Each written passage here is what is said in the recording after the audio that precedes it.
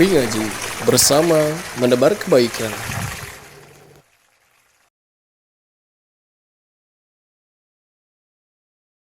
Assalamualaikum warahmatullahi wabarakatuh.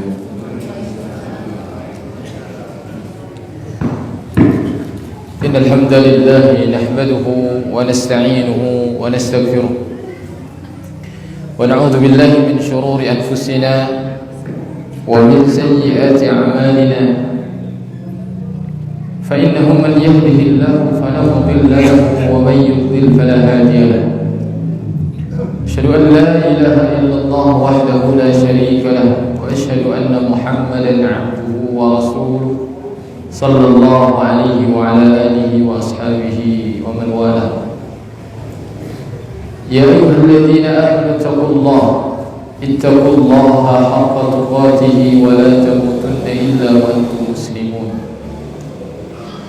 يا أيها الناس اتقوا ربكم الذي خلقكم من نفس واحدة وخلق منها زوجها وبث منهما رجالا كثيرا ونساء واتقوا الله الذي تساءلون به والأرحام إن الله كان عليكم رقيبا.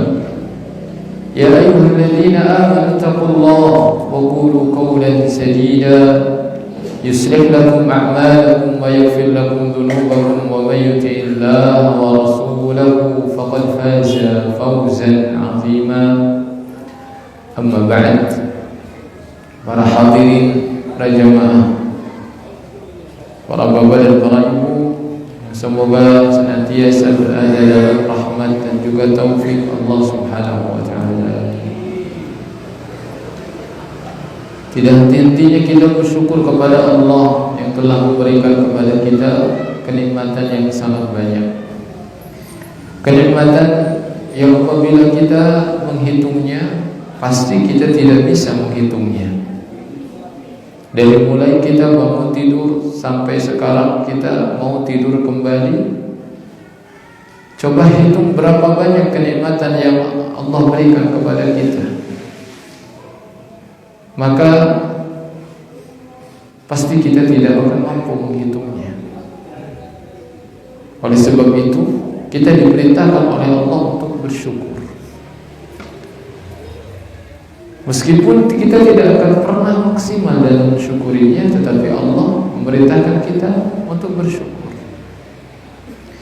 Di antara yang harus kita syukuri adalah waktu yang Allah berikan kepada kita, sehingga para jamaah, para bapak dan ibu sekalian bisa hadir ke tempat ini. Siapa yang telah melangkahkan kaki kita? Allah. Yang telah mengayunkan kaki kita? Allah. Yang telah memudahkan hati kita untuk bisa sampai ke tempat ini adalah Allah. Kalau bukan karena Allah, kalau bukan karena pertolongan Allah, maka kita tidak bisa melakukan apa-apa. Kita tidak bisa melakukan salat, kita tidak bisa melakukan rukuk, kita tidak bisa melakukan sujud, kita tidak bisa mengangkat tangan kita. Kita hari ini menjadi orang-orang yang menginginkan akhirat itu adalah karena pertolongan Allah. Rasulullah SAW bersabda, "Man yuridillahu bihi khairan yufaqihu fid-din." Siapa yang Allah kehendaki kebaikan, Allah akan pahamkan dia tentang urusan agama. Artinya duduknya kita di tempat ini dengan niat kita belajar Al-Quran, belajar tafsir Al-Quran, agar kita diberikan kebaikan oleh Allah Subhanahu wa taala. Hari ini kita akan membahas satu surah tentang waktu, tentang pentingnya waktu. Makanya kita harus bersyukur. Kita bersyukuri waktu yang Allah berikan kepada kita. Kita akan membahas surah Al-Asr, surah yang ke-103, surah Makkiyah. Ayatnya hanya 3 ayat saja. Namun meskipun 3 ayat, insya Allah 1 jam gak cukup bahas ayat tersebut insyaallah. Maka mari kita persiapkan Al-Qur'annya, dipersiapkan catatannya, dipersiapkan hafalannya, yang sudah hafal dipersiapkan. Insyaallah kita akan baca terlebih dahulu, kemudian nanti bisa disimak penjelasannya. Baik. A'udzu billahi minasy syaithanir rajim. A'udzu billahi minasy syaithanir rajim. Bismillahirrahmanirrahim.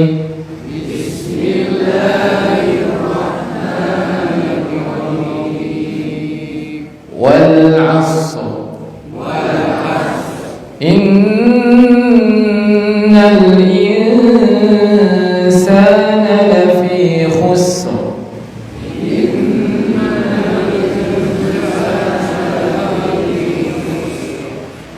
Illa alladhina amanu wa 'amilus salihati wa tawasaw bil haqqi wa tawasaw bis sabr.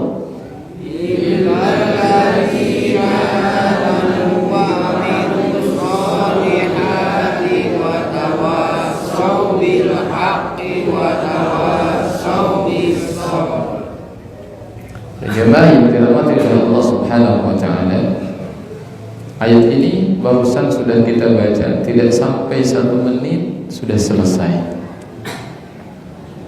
Tapi insyaallah faidahnya itu tidak akan selesai untuk dibahas 1 jam.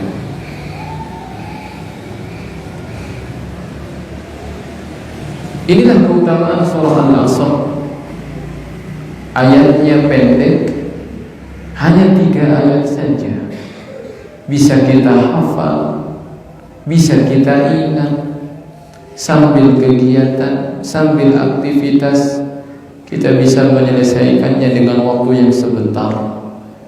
Mudah-mudahan dengan mengingat ketiga ayat ini dari awal sampai akhir, maka faidah-faidah bisa membersamai kita dalam kehidupan kita, sehingga kita bisa terus merasa diingatkan oleh surah Al-'Ashr. Surah Al-'Ashr, Al-Imam Ibnu Katsir rahimahullah ta'ala di awal tafsirnya, beliau membawakan cerita yang berkaitan dengan surah Al-'Ashr. Di antaranya adalah seorang sahabat yang bernama Amr ibn al-As, ketika dia belum masuk Islam, berjumpa dengan seorang yang bernama Musailamah al-Kadzdzab. Musailamah si pendusta, karena dia adalah salah satu yang mengaku nabi. Dia mengaku menjadi seorang nabi, makanya digelari Al-Musailamah al-Kadzdzab, pendusta.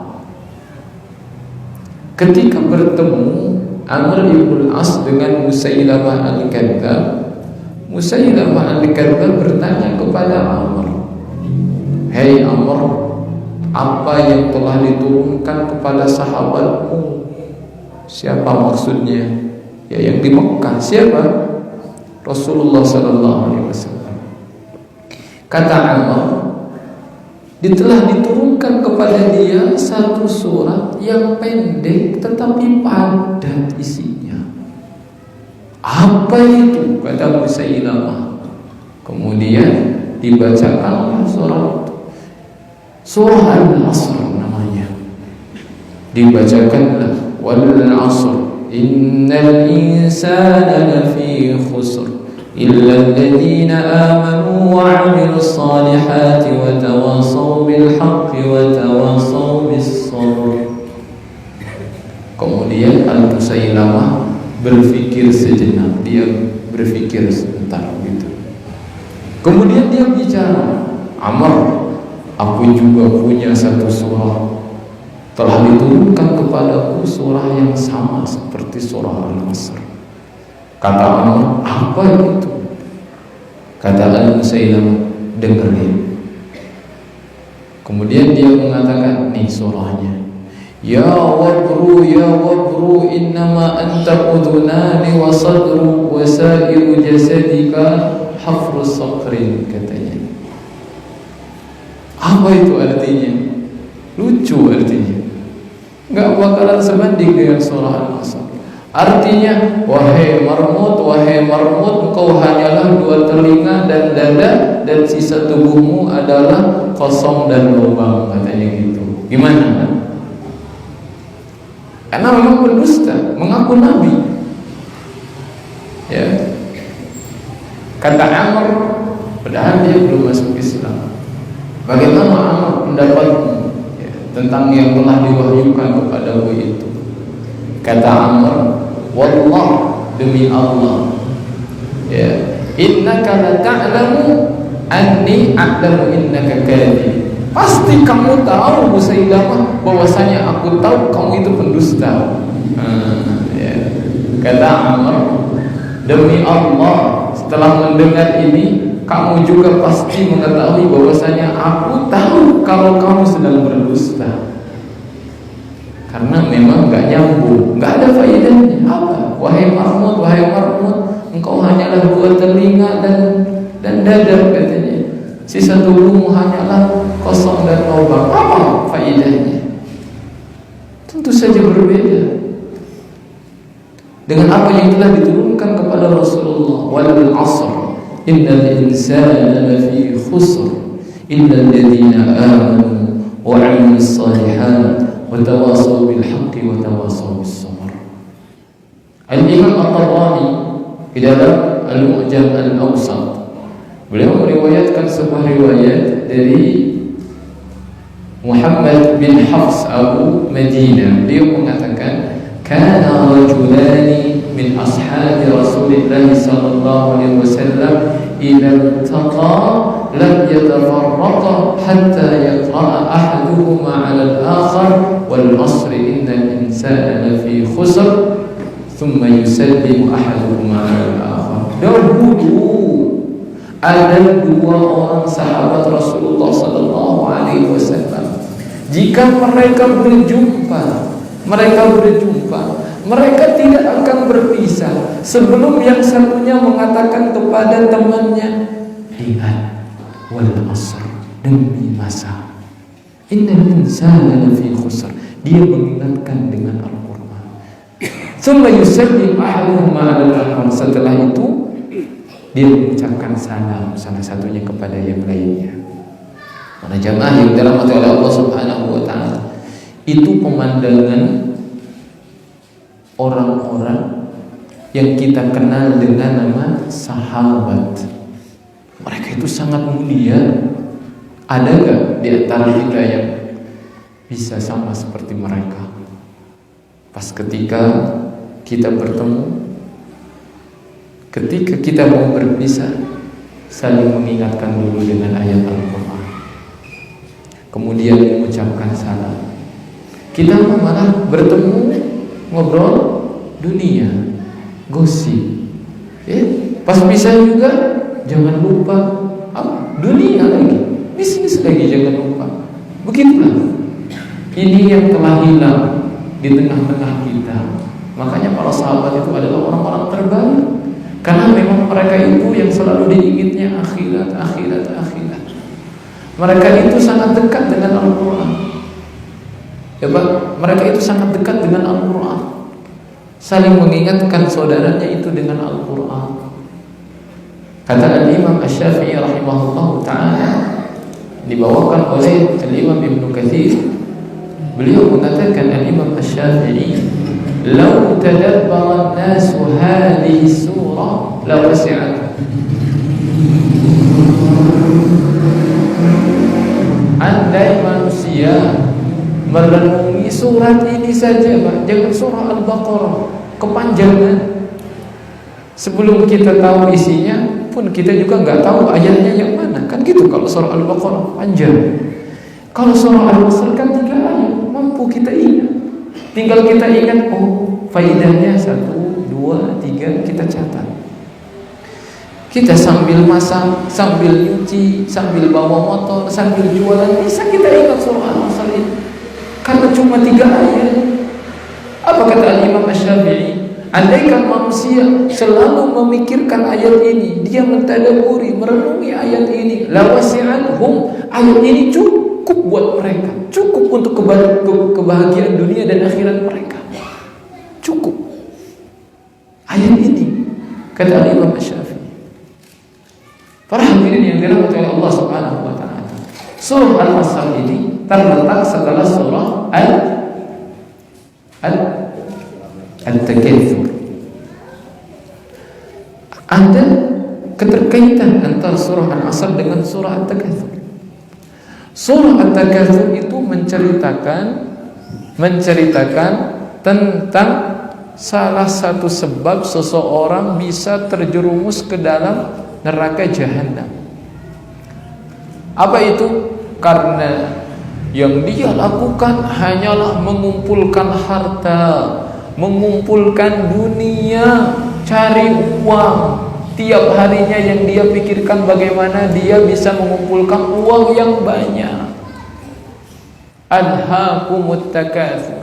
Baru dia sadar itu hatta zurtumul maqabir. Kalau sudah ada di liang kubur baru dia sadar. Ternyata yang saya butuhkan bukan uang, bukan rupiah yang saya butuhkan. Yang saya butuhkan adalah amal saleh. Ya. Dia ngumpulin harta tiap hari, lupa salat, lupa keluarga, lupa ibadah, anaknya dibiarin, anak perempuannya keluar tidak pakai kerudung. Biarin aja dia.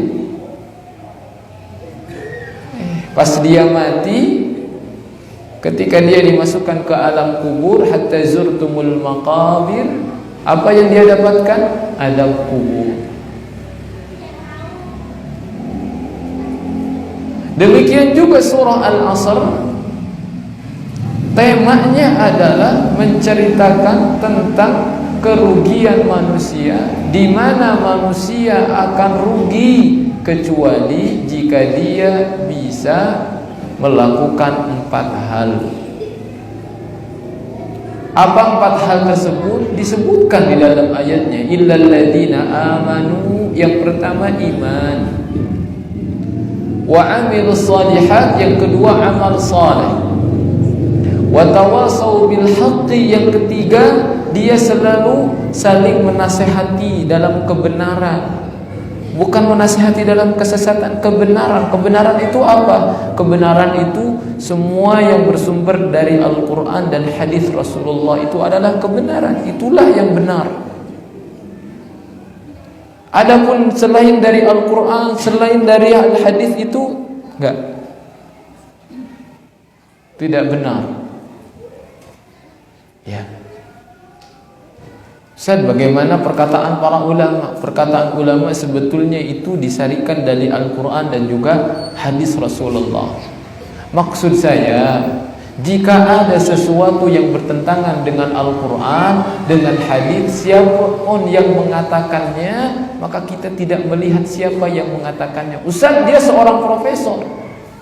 Coba lihat dulu, benar nggak sesuai dengan Al-Quran dan hadis? Tidak. Kalau seorang profesor, kalau menyimpang, tetap juga menyimpang. Ya. Karena dulu juga banyak di tengah-tengah para sahabat yang dia mendengar langsung Al-Quran dan hadis dari Nabi, tapi ternyata mereka banyak yang gagal menjadi orang-orang kafir dan orang-orang munafik. Padahal gurunya langsung siapa? Rasulullah sallallahu alaihi wasallam. Hari ini ada nggak profesor yang langsung murid Rasulullah? Ada nggak? Tidak ada. Ya, profesor agama nggak ada yang muridnya langsung Rasulullah. Tapi dulu ada orang-orang yang mendengar hadis Al-Quran langsung dari mulutnya baginda Sallallahu Alaihi Wasallam, tetapi dia tersesat, malah dia kafir. Karena memang patokannya bukan gelar, patokannya adalah hidayah. Hidayah. ya, Al-Quran dan juga hadis Rasulullah SAW. Nah, jadi saling menasihati dalam kebenaran. Yang terakhir, saling menasihati di dalam kesabaran.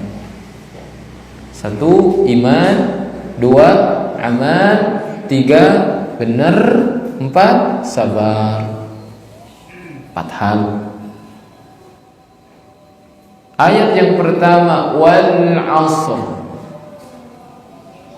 Wal asr. Apa arti wal asr?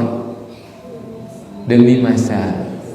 Tapi sebelumnya, ya, saya justru akan bahas tafsiran yang lain yang disampaikan oleh sebagian para ulama. Wal asr itu maknanya adalah demi salat asar, demi waktu asar. Asar, waktu asar. Tadi kita salat asar, alhamdulillah. Apa itu salat asar? Salat yang dilakukan ketika salat wajib yang dilakukan ketika bayangan, tahu bayangan, kalangkang ya. Bayangan itu sudah melebihi tinggi benda tersebut sampai kepada 2 kali lipat bayangan. Ya, bayangannya itu 2 kali lipat. Kalau ini 5 cm, berarti bayangannya berapa? 10 cm. Salat asar itu kenapa Allah bersumpah dengan salat asar? Karena memiliki kekhususan. Makanya sebagian para ulama ada yang menjadikan membagi waktu salat asar. 2 waktu salat asar itu. Ada waktu yang itu baik untuk melakukan salat asar. Paling baik diperbolehkan. Ada waktu yang itu dibenci bagi orang-orang yang tidak memiliki alasan. Kapan? Ketika matahari sudah mulai menguning. Sudah mulai menguning sampai terbenam, itu dibenci Pak melaksanakan sholat asar di sana. Dibenci maksudnya gimana? Ya, dia melakukan sholat tapi dia bakal dapat dosa juga karena melalaikan sholat asar.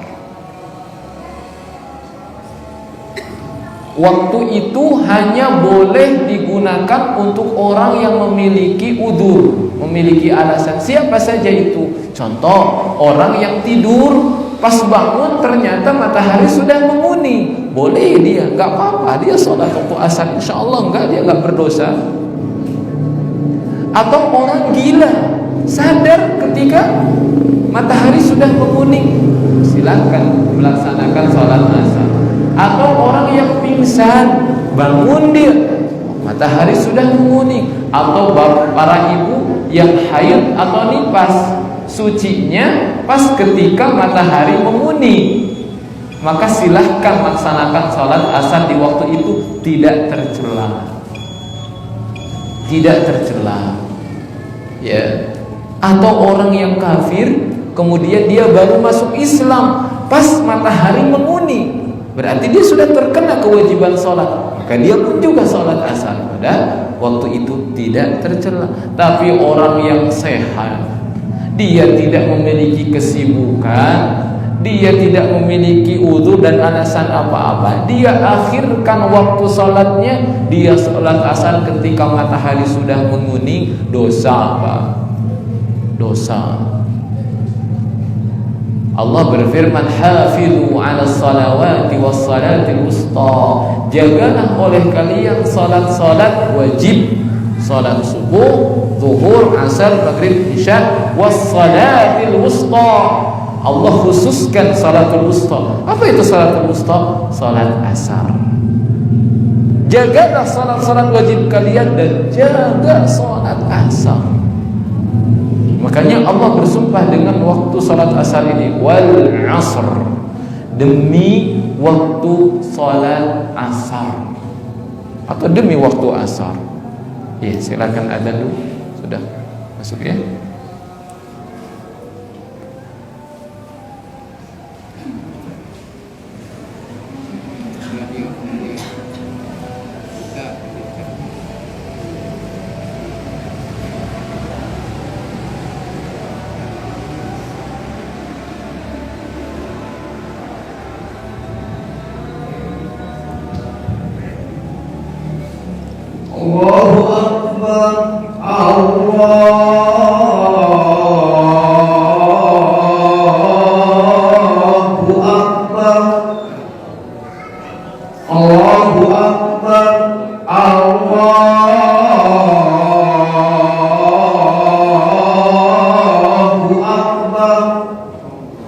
Asyhadu an la ilaha illallah.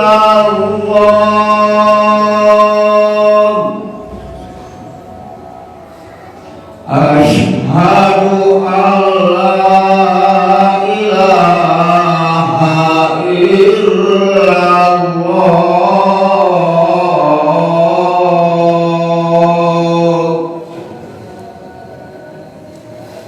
Asyhadu anna Muhammadar Rasulullah.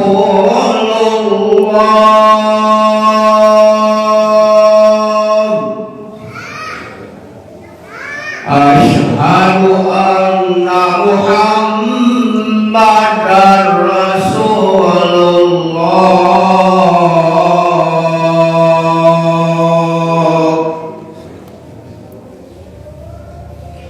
Hayya 'alas shalah.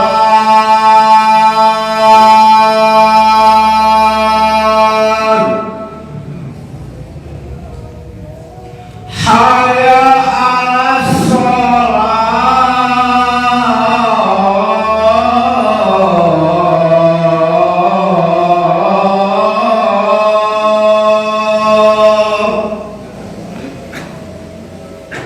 Hayya 'alal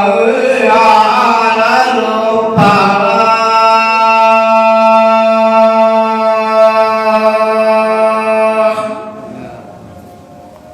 Hayya 'alal falah.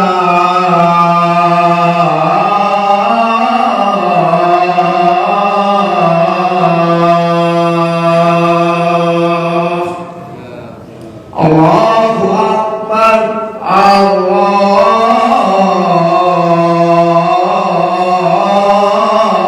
Akbar. La ilaha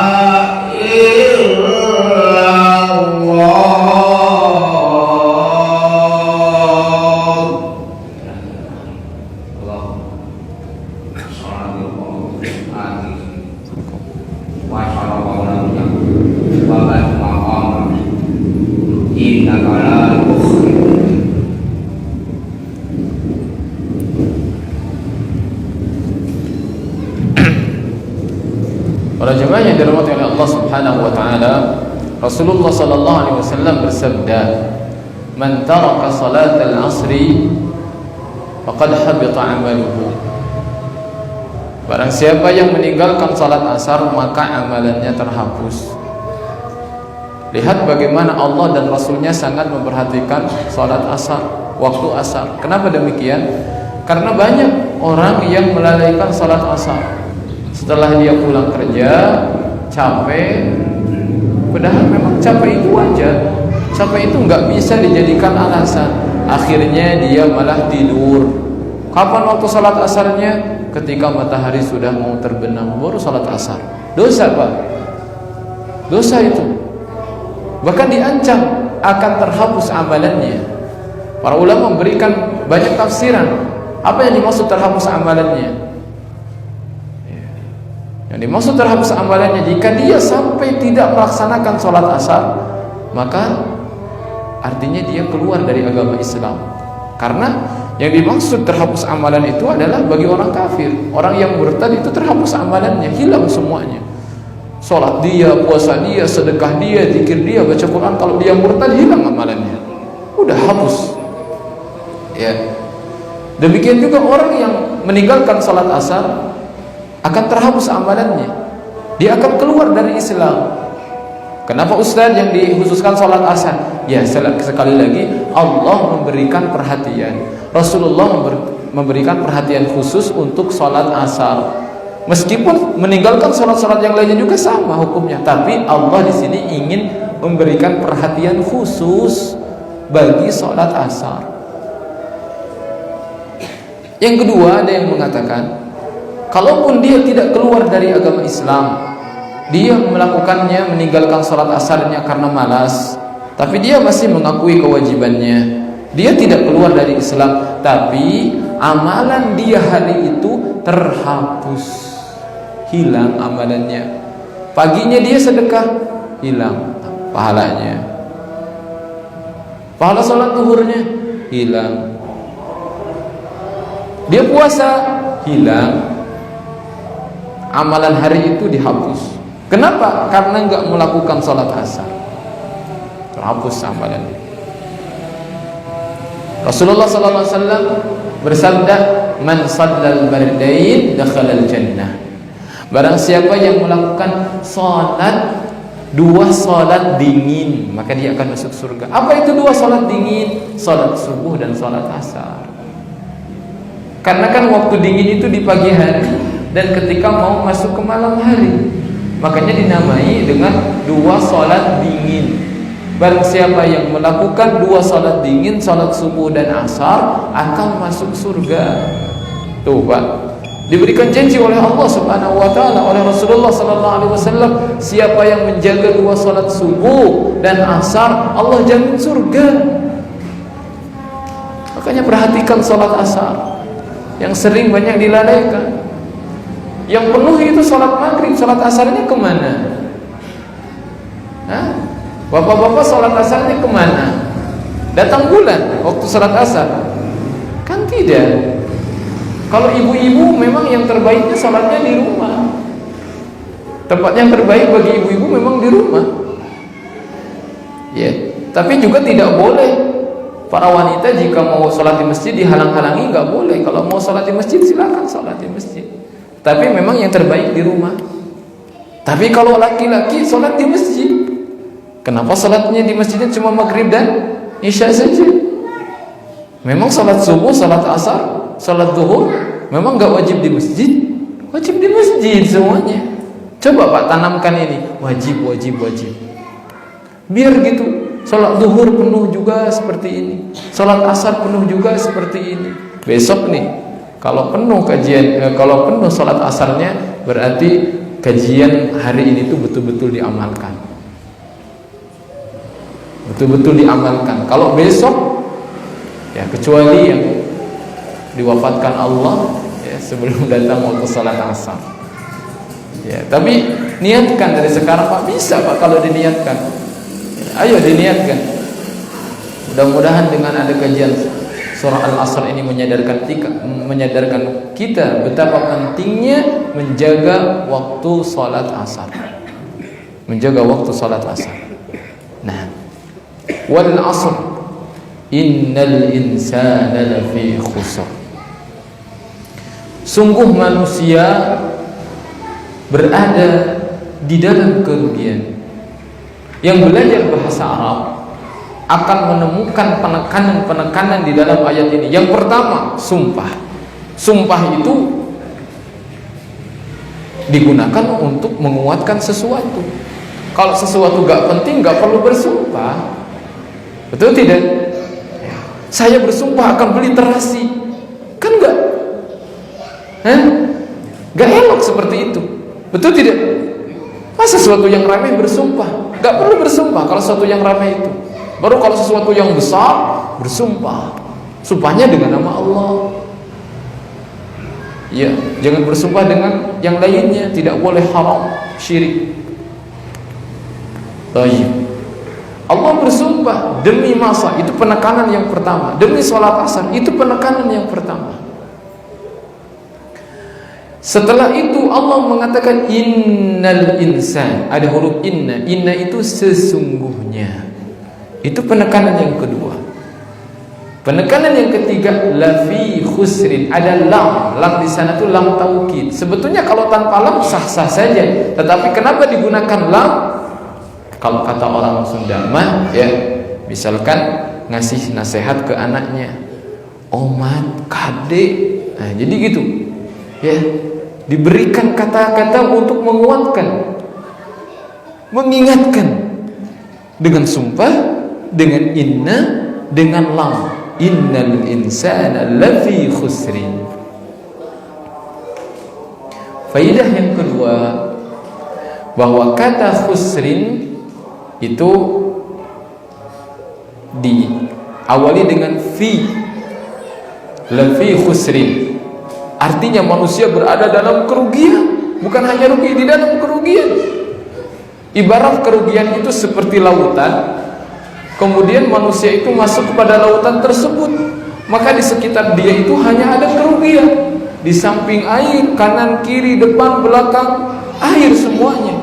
Demikian juga kerugian. Kalau orang melalaikan 4 hal tadi, maka dia akan berada di dalam kerugian. Lafi khusrin, memakai tanwin, bukan lafil khusri, tapi lafi khusrin. Kata Tahir Ibnu Athur, disebutkan bahwasanya maksudnya bisa jadi 2, litanwi atau lita'zim. Artinya manusia betul-betul berada di dalam banyak kerugian, atau arti yang kedua, manusia betul-betul berada di dalam kerugian yang besar. Apa itu? Kerugian di akhirat.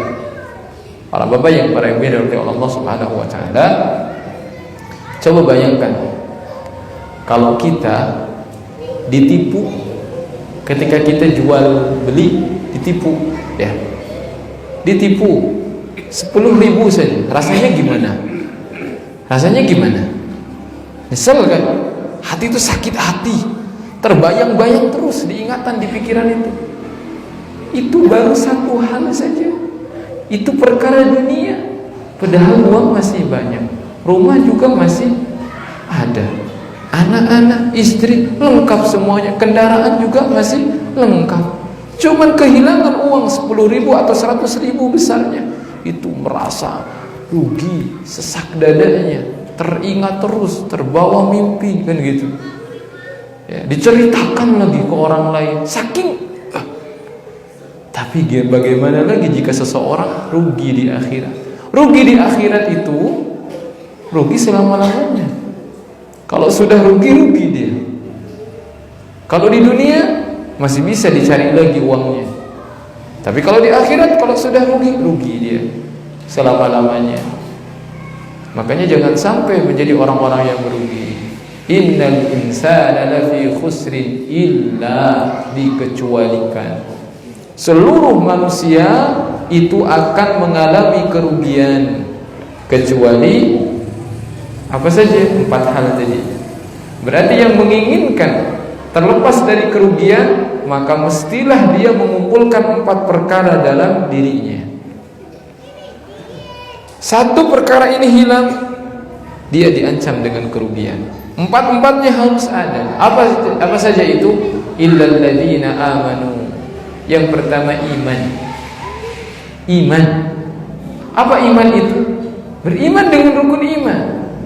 Satu, beriman kepada Allah, beriman kepada malaikat Allah, beriman kepada kitab-kitab Allah, beriman kepada Rasul-Rasul Allah, beriman kepada hari akhir, dan beriman kepada takdir. Ya. Kenapa ada orang yang tidak sabar? Karena enggak beriman kepada takdir. Kenapa ada orang yang kalau ditimpa musibah dia marah-marah, dia tidak menerima? Berarti tidak beriman kepada takdir. Artinya dia akan rugi nanti di akhirat. Karena orang yang beriman itu adalah orang-orang yang akan terlepas dari kerugian.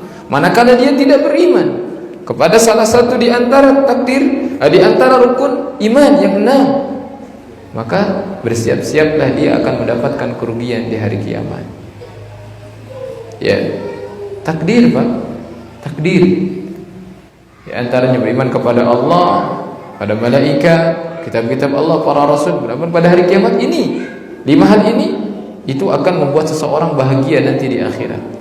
Dan beriman kepada takdir itu akan membuat seorang bahagia di dunia.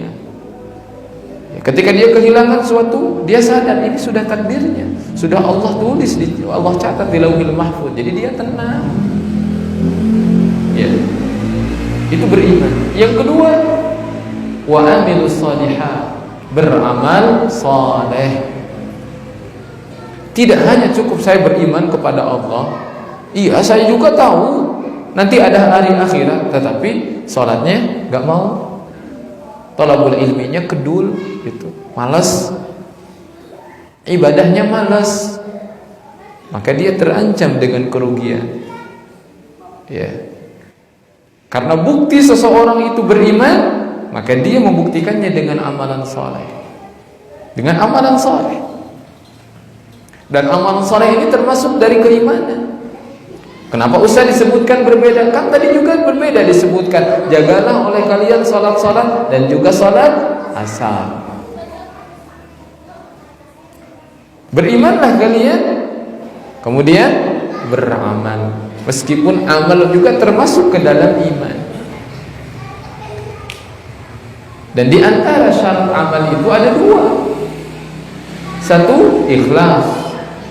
Yang kedua adalah harus sesuai dengan contoh baginda Nabi SAW. Amalan-amalan yang tidak sesuai dengan contoh dan tidak sesuai dengan perintah Nabi akan ditolak. Mana dalilnya? Kata Rasulullah SAW, "Man 'amila 'amalan laisa 'alaihi amruna fahuwa raddun." Barang siapa yang melakukan suatu pekerjaan, itu ada dalam hadis Al-Arba'in. Barang siapa yang melakukan suatu pekerjaan, suatu amalan dan tidak ada perintahnya dari kami, maka akan ditolak amalan tersebut. Ya. Ya coba saja, kalau enggak percaya, salat subuhnya 4 rakaat. Ya, diterima enggak? Enggak diterima. Kan bagus ada sujudnya, ada rukunya. Enggak diterima karena enggak sesuai dengan tuntunan Nabi sallallahu alaihi wasallam. Amalan yang tidak sesuai dengan tuntunan Nabi atau tidak ada perintahnya dari Nabi itu tidak akan bisa diterima oleh Allah Subhanahu wa taala. Karena memang Allah itu sengaja mengutus Rasul, menurunkan kitab ini supaya menjadi format pegangan manusia supaya beramal itu sesuai dengan perintahnya. Enggak diberikan bebas. Kalau kita bebas, Bapak, yang penting kita cinta mah enggak usah ada Rasul, enggak usah ada Nabi, enggak usah ada Al-Qur'an. Yang penting kita punya cinta. Betul tidak? Saya mah cinta sama Allah, pengen ibadah sama Allah, ya kumaha sayang we. Enggak bisa seperti itu. Harus sesuai dengan Nabi SAW dan ajaran para sahabat radhiyallahu taala anhum. Itu ikhlas dan juga sesuai dengan contoh Nabi SAW. Yang ketiga, watawasau bil haqq, saling berwasiat dengan al-haq, kebenaran. Di antara wasiat, saling berwasiat dengan kebenaran itu, di antaranya apa yang kita lakukan hari ini. Saya yang menyampaikan, Bapak Ibu yang mendengarkan materinya, itu adalah bagian daripada amar ma'ruf nahi munkar. Jika ada kekeliruan saya luruskan, jika ada perintah saya sampaikan tadi, perintah Allah dan perintah Rasulnya.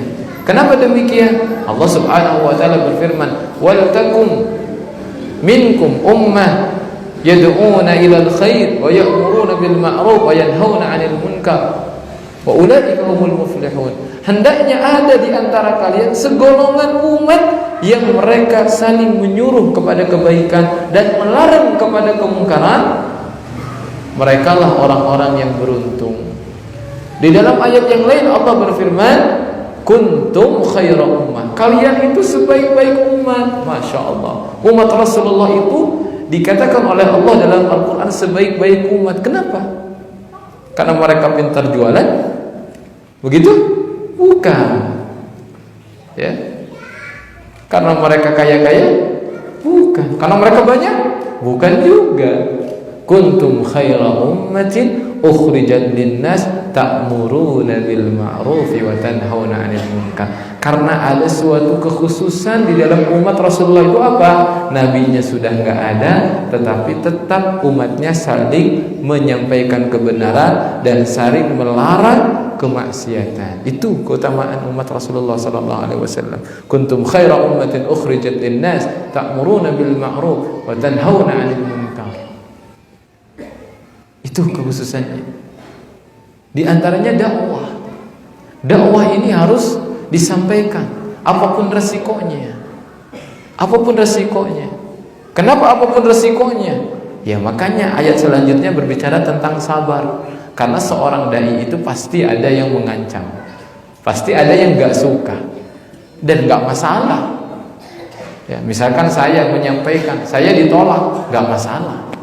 Memang para Rasul juga dulu begitu. Yang namanya orang menyampaikan kebenaran, tidak semua orang suka kebenaran, pasti ada yang menolaknya. Makanya disebutkan orang yang berdakwah kemudian dia menyerah karena diejek, karena dihalang-halangi, karena dituduh, karena difitnah, dia nggak layak ada di medan dakwah. Udah saja tidur aja. Dakwah itu para nabi, para rasul. Lihat, sampai ada yang dibunuh, padahal seorang nabi. Sampai Rasulullah diusir, sampai Rasulullah di Taif itu dilempari batu oleh orang gila dan anak-anak. Sampai kaki beliau, sendal beliau berdarah-darah, padahal seorang nabi. Saya, ya apalah saya ini. Nabi saja begitu, apalagi ya, dai-dai hari ini. Ya kalau mereka ditolak wajar. Namun tetap menyampaikan dakwah itu harus dengan lembut, dengan baik. Berdakwah kepada manusia itu dengan lembut, dengan baik. Jangan pakai cara kekerasan, karena kekerasan itu dilakukan oleh pemerintah. Kenapa dilakukan oleh pemerintah? Karena nggak ada yang berani sama pemerintah. Pemerintah keras, nggak ada yang berani. Tapi coba kalau kita keras, ya balik dikeroyok. Makanya kata Rasulullah SAW, bagaimana idza ra'a minkum munkaran, kalau kalian lihat keburukan, falyughayyirhu biyadi. Kalau bisa ubah dengan tangan. Ya kita bukan pemerintah. Maka Rasulullah memberikan opsi yang kedua, fa illam tastati, kalau enggak bisa, fa bilisanihi, ya sudah dengan lisan saja. Nah, saya bisanya dengan lisan. Fa illam yastati fa biqalbi. Enggak bisa juga karena takut nih. Kalau ngomong sikat, tebas. Udah dengan hati saja. Wa dzalika adhaful iman, itu serendah-rendah iman itu. Jadi dalam keadaan apapun kita melihat kemungkaran ini, Bapak Ibu melihat orang ini ulung lalang nggak pakai kerudung, ya, pakai ada orang misalkan dia ya melakukan kemungkaran, kadang-kadang laki-laki dan perempuan bukan mahram, boncengan, peluk-pelukan, pacaran, enjoy we kita, itu bahaya. Kalau Bapak Ibu nggak bisa, sana, pergi ke rumah, jangan di sini. Dengan hati minimal Ibu, dengan hati. Itu sudah selemah-lemah iman. Ya, maka kita katakan, ya Allah, semoga diberikan hidayah, ya Allah, ubah dia, ya Allah. Doakan gitu. Ya, kalau nggak bisa, jangan enjoy saja. Kalau enjoy saja, khawatir turun azab Allah Subhanahu Wa Taala. Nggak ada yang mengingkari. Maka demikian juga. Kita harus senantiasa berdakwah, menyampaikan kebenaran, dan juga kita mengingkari keburukan. Yang terakhir adalah perintah untuk bersabar. Karena di dalam menjalankan ketaatan itu kita perlu bersabar. Bahkan orang-orang kafir pun mereka bersabar di dalam melakukan kesesatannya. Di dalam Al-Quran disebutkan, in kada la yudilluna an alihatina laula an sabarna. Aduh, hampir Muhammad itu dia menyesatkan kita ya dari sesembahan-sembahan kita. Kalau kita nggak sabar aja pasti kita sudah meninggalkan sesembahan. Katanya mereka juga bersabar. Di dalam Al-Quran mereka juga bersabar. Masa mereka orang kafir, orang sesat bersabar dalam kesesatannya? Masa kita nggak bersabar di dalam menjalankan ketaatan kepada Allah? Sabar. Dan sabar itu bermacam-macam. Yang pertama, sabar di dalam melakukan ketaatan dan menjauhi kemaksiatan. Itu yang paling utama, Ibu. Kita sabar Pak, salat Pak. Salat berjamaah. Allah Subhanahu Wa Taala berfirman, wa'mur ahlaka bis salat. Nih untuk bapak-bapak, suruh keluarga kamu untuk salat. Istrinya subuh masih tidur aja, bangunkan. Diperintahkan oleh Allah, wa'mur ahlaka bis salat. Anaknya main terus gak mau salat, ambil jewer. Ya, tentu saja dengan kasih sayang jewernya, karena memang kita ngejewer dia karena takut anak ini masuk neraka. Wa'mur ahlaka bis salat wastabir 'alaiha. Kamu juga sabar dalam nyuruhnya. Yang nyuruhnya, ya udahlah, kalau nggak mau di ini mah udah sono aja masuk neraka. Nah, nggak boleh gitu. Sabar kitanya. Wastabir 'alaiha. Kita diperintahkan oleh Allah untuk memerintahkan keluarga kita salat, ibadah, dan kita juga harus bersabar selaku yang diperintahkannya. Apa yang diperintahkan oleh Luqman kepada anaknya? Ya bunayya aqimis shalah, wahai anakku, lakukanlah salat. Wa'mur bil ma'rufi wanha 'anil munkar. Suruhlah manusia itu kepada kebaikan, cegahlah mereka dari kemungkaran. Wasbir 'ala ma asabah. Sabar terhadap apa yang akan kamu dapatkan. Karena nyuruh orang kepada kebaikan itu ya lebih aman Pak kalau nyuruh orang sholat. Tapi kalau sudah nyuruh orang berhenti mabok itu sudah ancaman bagi kita. Betul tidak? Iya. Orang yang sudah mabok pun disuruh sholat pasti, ya Ustaz makasih Ustaz, ya pasti begitu. Tapi kalau sudah dilarang, mereka melawan, nggak mau manusia itu dilarang. Maka bersabar kitanya. Ya, wasbir 'ala ma asabah. Bersabar melakukan ketaatan, bersabar juga meninggalkan maksiat. Ya, banyak godaan maksiat, bersabar. Jangan melakukan.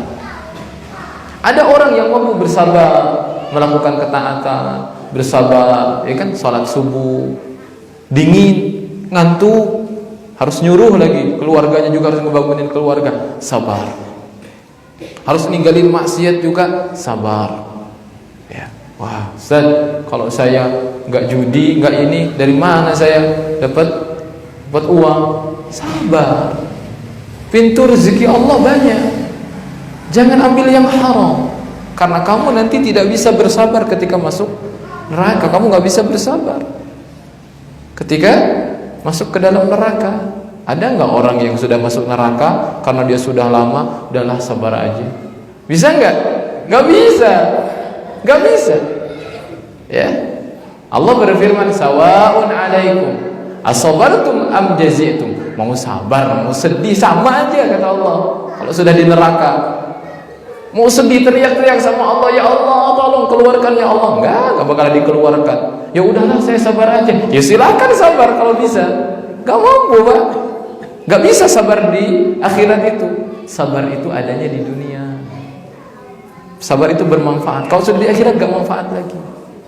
Ada orang yang dia sabar melakukan ketaatan, sabar dia melakukan ketaatan, tapi dia nggak sabar melakukan kemaksiatan. Artinya apa? Sholatnya jalan, maksiat juga jalan.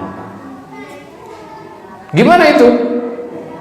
Maka ketahuilah orang tersebut tidak akan mendapatkan kebahagiaan dan ketenangan dalam hatinya. Khusyuknya akan diambil oleh Allah Subhanahu wa taala. Ma ja'alallahu li rajulin min qalbayni fi jawfi. Allah tidak akan memberikan dua hati di dalam rongga hati seseorang. Gak mungkin. Dia cinta sholat, dia juga cinta maksiat gitu. Dikumpulkan. Gak mungkin. Ada juga cinta sholat, benci maksiat, baru itu bisa berkumpul.